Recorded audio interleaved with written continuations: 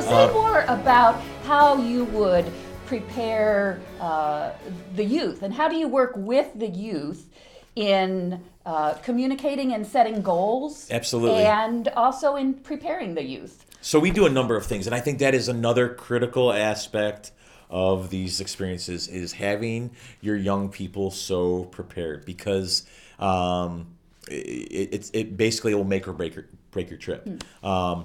We do a number of things. We have a couple of team meetings where we get our entire group together and we talk about the logistical stuff of the trip. Here's the packing list. Here's the itinerary. Here's what you need to know. And then we talk about our goals for the week. What do we want to accomplish while we're there?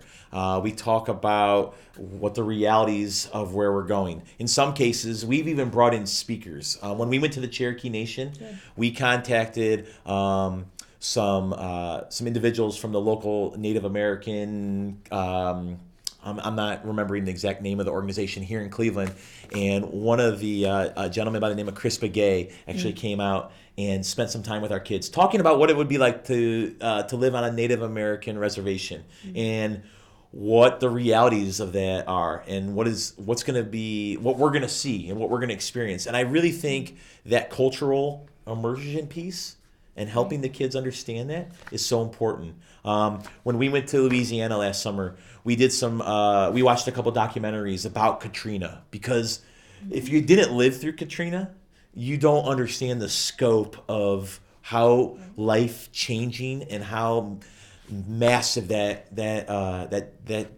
storm was, and how that storm was transformed so many lives, and how many people were uprooted and impacted, and it really changed the culture of that city. And the culture of New Orleans is so diverse and so beautiful as it is. So we wanted to help our kids understand that before we got there. And so we do a lot of that kind of preparation. I also give our students a sheet. It has 10 different things about preparing to serve. Oh, okay.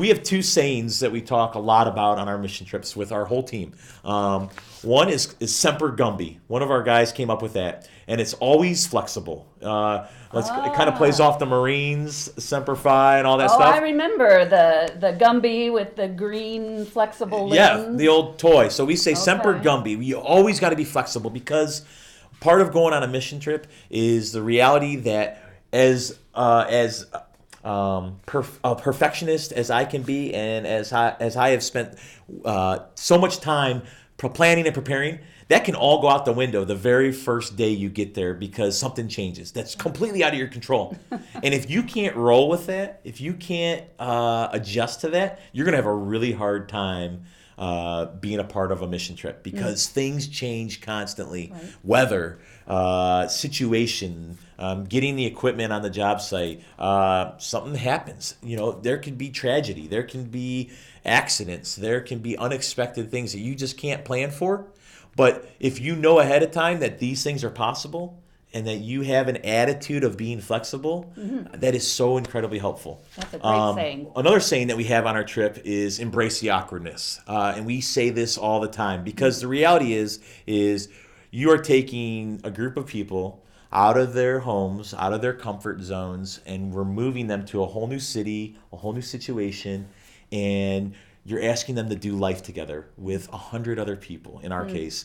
Or with 10 other or with people. 10 other Or people. 2 other people. Or with 2 other people. And whatever the case may be, it's going to get awkward. Yes. You're going to come around the corner and you're going to see somebody in a towel that you've never seen in a towel, and that's going to be an awkward situation. You're going to hear things that people have said. You're going to sleep on a cot next to somebody who has night terrors or talks in their sleep. And that's awkward. You're going to be on the bus, and this girl that you thought was really cute is going to fart. And then you're going to go, what do I do with that? And everybody's going to start laughing. And that's just part of the experience, is embracing the awkwardness. And because when you do, normally we see each other once a week or twice a week, church and youth group, for an hour, but we rarely get together and do life together for 24 hours a day for a week. And I think that's part of the magic too. It is. I think that's part of what makes these trips so special. I think you meet people, you get to know people on such a deeper level that you can't, and one of the things I've found in ministry is there are very few places and situations where we can recreate that type of experience or that type of intimate, shared experience where set everything else aside. Set aside the fact that we're doing this work all day. But one of the beautiful things that happens on these trips is that relationships develop. Relationships between adults and kids, relationships between other students.